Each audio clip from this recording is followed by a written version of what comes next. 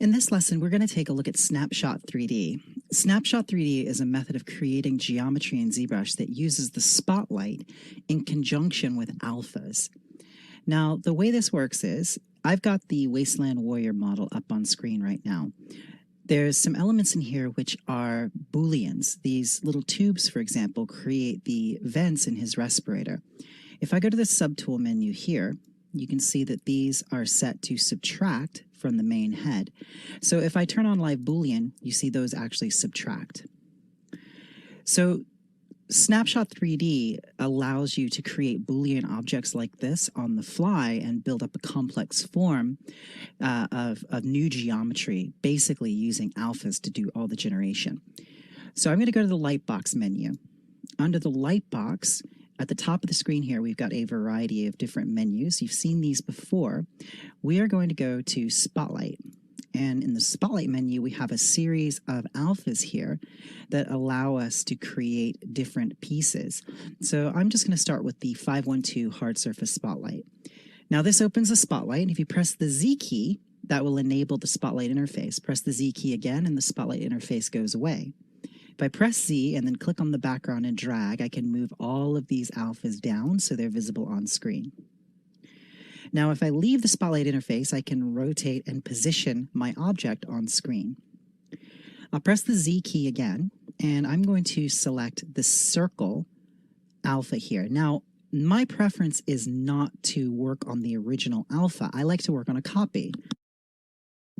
So I'm going to press the duplicate button right here. That duplicates a copy of that mesh or that image, so I can drag this over. That's just kind of good work habit. It helps you keep your originals unchanged, so you can always go back to just a clean circle if you like. To move the object around, just click between the image and the outer circle. To click the circle itself, this orange circle, click inside of it or on it, you can move the interface. The interface will snap to the edges of the image or to the center of the image. Now, if I start to move this towards the model, it's going to give me the option to snap there to the mesh center. So there's the mesh mid-edge. If we mouse around here, we'll find the other points that we can click on. So right now, it's grabbing onto the scarf. So I'm going to select the head itself. Now when I move around here, I can snap to the center of the head. I'll use the scale button to scale this up and then position it over the ear. We're going to make sort of a communications device here. So I will scale that up. Now, my currently selected tool is the head. If I click the SnapShot 3D button, it doesn't appear that anything's happened. We've just gotten these extra little dots here. If I press Z, that turns off the interface. If I press Shift Z, that turns off Spotlight entirely. Now, if I rotate off to the side, you see we have actually generated a piece of geometry, and it's picking up its depth from the subtools underneath it. So I'm going to press the W key for the gizmo. And you see that it's automatically selected that mesh that we just created. I will scale this down and then just move it in the Z axis so it's sitting about where I'd like it to sit.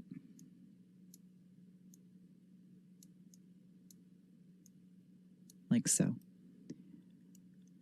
Now, if I press the Z key again, it'll bring back the Spotlight interface. So I'll just move my mesh over here and then press the Z key and then click on the image, and it will snap to the center of the object. So this is handy. It allows me to snap these images to the border or the center or the corners of the piece that I just created. So this time we'll do something a little bit different. I can use the frame button. If I click and drag frame, it will create this sort of extrusion like this. Now, instead of just clicking SnapShot 3D, if you look at the top of the screen here, it'll give you a tooltip. If you shift click, it will append it to the current subtool. If you alt click, it will create a new subtraction tool. And if you click alt shift, it will create an intersection tool. So let's try a subtraction tool. I'm going to alt click this. Now you see what it's done. It's created a new piece of geometry there, but this time It's picked up the thickness from this tool, and it's set it to subtract. So I'll press Shift-Z to turn off the spotlight interface, and you see what's happening there is it's subtracting from everything beneath it, or from everything above it, I should say. If I go to frame mode with Shift-F, you can see this geometry. I can move it around, and you can see it. You can visualize it. If I press Shift-F again, that turns off frame mode. Now, if I move this, you can see we're creating this nice sort of step-down effect here. Now, if I don't want these to subtract from the head, what I can do is I can move them out into their own folder.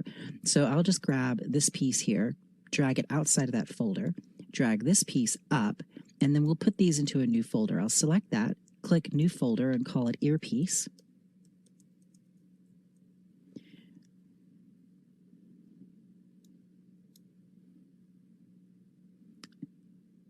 And let's drag that other piece into it. There we go, drag that up. And by the way, if you get a start here, you've just clicked on the start menu, or the start sort of option that's there in the subtool. That's the old way of creating Booleans. If that happens, just click on the little thumbnail and it'll go away. It's nothing to be concerned about. I'll turn on subtraction again and make sure visibility is turned on both of these. And now I don't have to worry about subtracting from any of the other parts. The Booleans are only going to impact what's inside this folder. So I'll press the Z key again to bring back up my Spotlight 3D interface. Let's scale this up. I will go ahead and scale this up like so. And let's make another subtraction object by alt-clicking on the SnapShot 3D button. Shift-Z turns off the interface. And now I will move this in the Z direction, and I can get another little bevel there. So let's create something different. I'll press the Z key, and I will just move this altered alpha off to the side. I'll hang on to it. Perhaps I'm going to use that again later. Now I'd like to create another sort of negative cut. So I can grab one of these images here, and you can create these images yourself. They're 512 by 512 pixels, and they're just black and white images.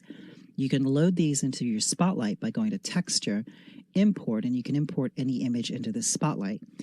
We talk about this in more depth in the Spotlight texturing video, but essentially it's quite simple. If you have a grayscale 512 by 512 square image that you want to use to generate geometry, you can just save that out as a PSD, JPEG, and then import it in, and it will automatically load it into the Spotlight. So let's go ahead and grab another one here. This looks like an interesting piece. Once again, I will duplicate it. Again, my preference is to duplicate the originals instead of working on top of them. I find that it just makes things a little bit cleaner and easier to do. So I'll snap to the image center and scale this up. I will rotate it and just hold the Shift key so I can snap my rotations. And let's scale this up and then just position this about here. And if I click, I can move this interface off to the side. Now, if I want to make some changes to this, perhaps I want to grab the endpoint here. You see we've got a green and a purple endpoint right here. If I were to grab these, let me go ahead and move my interface here. There we go.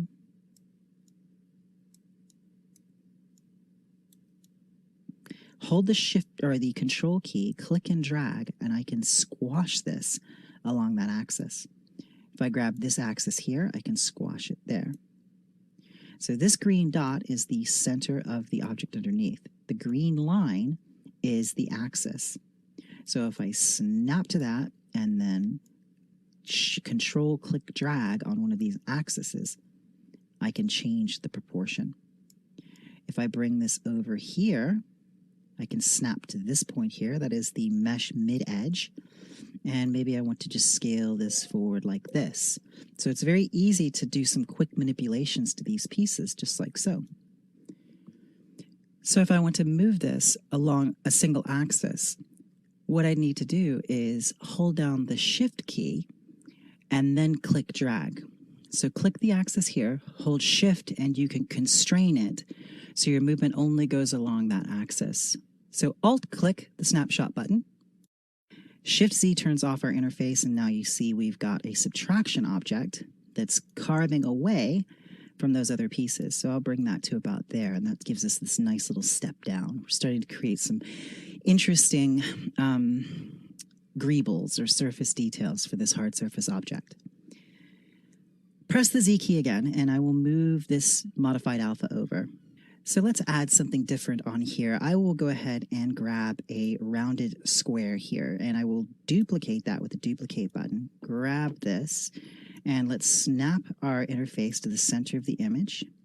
Bring it up here, and let's explore some of the other options that we have here. You'll notice that we have the ability to tile. So if I were to take these buttons here, tile V and tile H, I can tile 3 by 3 and then scale this up, and we can get sort of a keypad. So we'll place this here. And I want this to be an addition object, so I'll just click that, and that makes that an add object. Now I will use my my frame button. Now, if I hold down Alt and then click drag, it will contract. So watch what happens when I do this. It contracts those down, like so. If I undo that with Control Z, I can reset it. If I just click drag it normally, it expands it.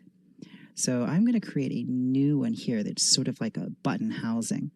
And I'll make that just a regular old addition object. Now I will use that same frame button here. And if we shift click, let's make another expansion like this. And then Alt click on the snapshot button. So I've created 2 add objects and a subtract object. So let's press Shift Z to turn off the interface. And let's take a look at what we got here now. We'll start with our buttons. I'm going to turn off visibility on the other 2 tools so it's not so confusing. Let's snap to a front view here and hold down the Alt key and just move our pivot over. And I'm just going to scale these buttons down and then countersink them into the surface like this. Now we'll turn on visibility on our other tool here. Let's select that one. And I'll hold down the Alt key and move my pivot and then scale these down. So I've got this nice sort of button housing here. We can countersink those a little bit. Now lastly, we'll turn on our subtraction object here and turn on frame mode so you can actually see what this is doing. I'll hold down the Alt key and just move that pivot along the Z axis. Turn on frame mode, turn off frame mode with Shift F. And then watch what happens as we move this around. Let me turn on frame mode again. Let's move this back to here. Now you see this is sitting outside of these buttons. So I want to make sure that this is subtracting from the main housing. So I'm going to bring this up here. And sometimes you might have to turn your Boolean on and off to see things actually start to work.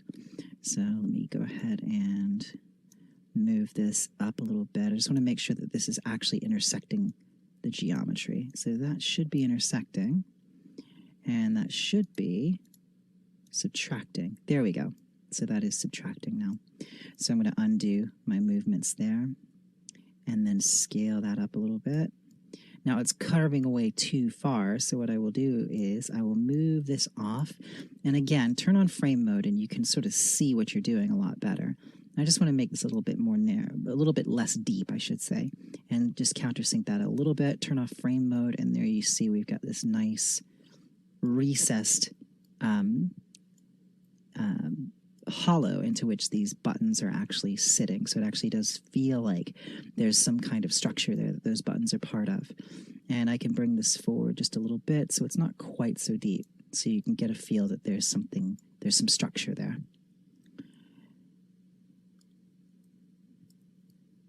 So let's go back to our interface. I will move these buttons off to the side, and let's grab once again the same sort of square alpha. And what I will do is move my interface up here so I can get to the bottom of it. I will duplicate that piece, bring it over here, and I can snap that now to the mesh center for those buttons. Let's expand this out, and let's scale. Remember that we can squash these if we hold down the Control key and then click drag, I want to do one more little bit of or sort of housing structure around this. I will use my expand button here to create sort of a little gutter that runs around this. Use Control Click Drag to change the size of this. Let's go ahead and Control Click Drag and squash this. And let's maybe scale this whole thing up just a little bit like this. There we go. And I will hold down the Alt key and click Snapshot. Shift Z turns everything off in terms of the interface. And now we've got this nice carved or etched line, creating a little bit of a line of demarcation around that portion of the interface. So let's take a look now at some other things that we can create. If I go back into my interface using the Z hotkey, let's move this over here. Let's take a look at what happens if I grab, say, this image here, duplicate it, bring it over, snap my interface to the center of the image, scale this up, and then let's rotate this. So I'll start rotating and then hold the Shift key so I can snap it, turn this up in terms of scale, and then snap it here. Now on the snapshot, if I hold down Shift and Alt, watch what happens. Shift, Alt, click. This creates the different type of Boolean operation here. You can see right there, it gives me an intersect Boolean. So if I go to Shift Z to turn off the interface, look what happens there. If I turn on frame mode, you can see what this does. Let me bring this all the way down to the bottom. Let me bring this down to the bottom of the folder here. And I'll just click the button there to get rid of the start button, and then turn on and off that again, and then set this to intersection. Use my gizmo to change the thickness so it's quite thin. So I'm going to go to Unmasked Mesh Center with this button right here, and I'm going to expand this in terms of its depth, and then just bring this back in space, turn off frame mode, and look what happens there. As I scale this down, it basically carves away anything that's not part of that volume. So this is an interesting way that you can create some complex shapes. You could also use this to sort of carve off bevels. If I take this and snap rotate it around the y-axis, I can create something along these lines here. See how it's creating that? Let's rotate this so you can see it. It's creating that bevel right there. If I turn my Z depth up and then bring it back down, you see this is carving away. So this is kind of a neat trick here. If I do this, expand this out a bit, I can create a little step down right there. And that's kind of an interesting effect that we're getting along that front plane and along the top planes there. It just adds a bit of interest. So let's create a new part now. We've got this, the beginnings of our communications interface. Maybe we want to create sort of a grid system right here where there's like maybe a speaker housing. So I'll go back to the Z hotkey. Let's scale down this image that we were using and move it off to the side. And then we can just grab the circle again and we'll duplicate it, bring this over here. Now I want to zoom in, so I'm going to press Z or Shift Z to turn off the interface, and I'm just going to zoom in to the piece here. Now I'm going to press the Z hotkey again, snap my pivot to the center of the image, and let's go ahead and increase our tiling and get sort of a grid like this. Let's turn that up. Maybe we want even more of these, so we'll tile it even higher like this. Now I will click Alt and click on the snapshot. Shift Z turns off my interface, and there we have the beginnings of our speaker housing. So I'm going to take the W key to transpose move this piece so it's not sinking all the way down in there. We don't need it to be that deep. So there we can start to get our speaker housing. Now let's let's try something a little bit different. I want to put another piece going around this, but I don't necessarily want to use just the standard alphas that I've already got here. I want to make something custom. So I will move my model off to the side so we can see things a little bit more clearly. Press the Z key to bring the interface back up. Let's say I want to make some kind of an antenna structure. So I'll grab this piece here, duplicate it, bring it off to the side, and I want to scale this up, and I want to scale it in the Y direction. Now, watch what happens if I were to take a different alpha now. Let's say I want to duplicate this alpha. I'll snap my interface to the center, and then move this over here. So it's just sitting to the side like, say, this. Now, I have the option to create operations on the actual images themselves. I can customize these alphas by manipulating them using the spotlight. So using this button here, the union button, look at the top of the screen. It says click to add, Alt-click to sub, and Shift-click Alt to intersect. So I'm going to Alt-click this button here. Now I'll move this over, and you see what it's done. It is subtracted from this alpha. So you can see here. Now, if I were to duplicate this, let me snap to the center and then snap this image to the center. And now I'm going to flip this. I'll just flip H and then move this along this axis. Remember, click and then hold the Shift key so you can move along the axis. Now I'm going to Alt-click on Union again. So we're able to start manipulating these alphas. So let's move these down. I'm going to scale this down so it doesn't take up so much real estate. I will scale this one down so it doesn't take up so much real estate.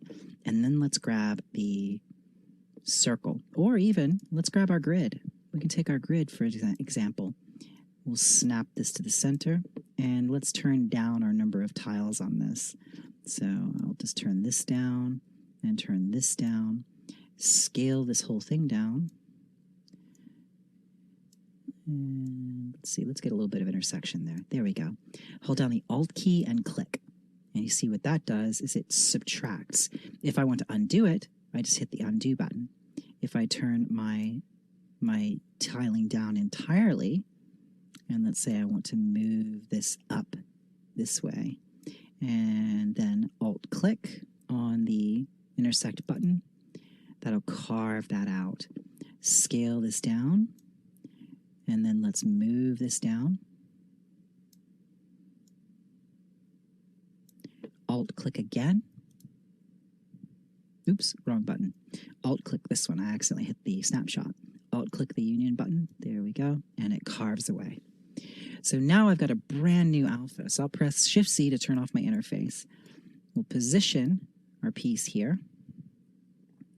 Press the Z key. Select this alpha. And I just want to position this antenna where I would like it to be. Maybe I don't want it to be quite so large. I'll turn it down a little bit. Position it here, and then just hit the snapshot button. Shift-Z turns my interface off. And of course, it's going to pick up the thickness from whatever subtool I had selected. So I can just easily scale this back down, move it out in Z space, like so. There we go. So we've got a bit of an antenna here. Now maybe we want this to look like it has sort of a slot into which it can slide back and forth, like you can move it forward and backward to get the best possible reception. Well, that's pretty simple to do. I will go ahead and select the main housing here. Make sure I've got that, and I do. Now I will press the Z key. So there's a couple ways we can do this. We can create a subtraction object that goes right through in space like this, or we can snap to a side view. We can select the circle alpha again, press the Z key to bring the interface up. We can duplicate this, and remember, we have this neat trick where we can snap this to the object center. Scale this up, Now I am going to create a frame on this. I'm going to turn this to about here. And I'm going to Alt-click to make a subtraction object. Now let's Shift-Z to turn off our interface. So it looks a bit messy right now. This is not what we want yet, but that's fine. We're just going to manually clean this up. So I'll go to B for brush, T for trim, and I'll select trim rectangle. Click OK on the pop-up.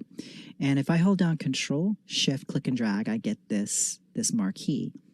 It will cut away anything inside of that marquee. So it's just basically deleting those faces and carving and filling, hole filling. So they are cleaned up and not a problem. I'll use the transpose gizmo here. I'm going to unlock it, reset, and then set it to the unmasked mesh center, then lock it again, and then turn off frame mode. Now we don't see anything yet because it's not really sitting in any sort of intersection point. So I'll move that down and scale it in Z. Turn on frame mode so we can see this a bit better. Let's move this out. We need to really scale this a lot further. So I'm going to scale it in Z like this and then move it back. Shift F turns off frame mode, and now you can see we're carving this cool little notch into which this piece can actually sit. So maybe I want to give it a little bit more, make it a little bit thinner there. So there we go. We've got an extra little bit of detailing there. So I'll press F for focus, and that'll frame the rest of the mesh on screen. And there we go. So now we've got our communications device that we've created for our Wasteland Warrior character. So these are Booleans. Now, we have a whole video just on Booleans, which I encourage you, if you haven't seen it yet, definitely watch that. But I'm going to tell you what you need to know about Booleans now, so you can turn this into actual geometry. Because we put these together in folders, or in a folder, it's very, very simple just to click the folder gear icon and click Boolean folder. And that will execute all those Booleans, turn this into geometry, hide the folder they came from, and then give you a new U-mesh here. This is a unified mesh. If I select that, turn on solo, there's our object. Go into frame mode, you can see that that's actual geometry. That's no longer a Boolean object. So this is printable, it's watertight, it's actual geometry. It can be used in ways the Booleans cannot. So that is SnapShot 3D. It is one of the coolest new ways of making geometry and accessories and costume elements, weapons, anything you can think of. You can make that using SnapShot 3D. It's loaded up under the Lightbox snapshots, and again, they're just grayscale images. You can easily make your own to utilize to create custom shapes. And also be aware that in that Lightbox folder, we only looked at one of the spotlights. There's several others. There's a couple here that we can use to create clothing for the cloth simulation that's new in ZBrush 2021, which we talk about in a separate chapter. And we also have the hard surface pieces here. If I press the Z key, I can double click off those so I can move them all together. Scale that down, you get an idea of what those look like. So there's all sorts of different pieces and parts in here that you can use. So I hope you've enjoyed this video. SnapShot 3D is one of my favorite things to play with in ZBrush. So I hope you take this, go forward, and start using it in your own pipeline. So thanks for watching, and I'll see you in the next video.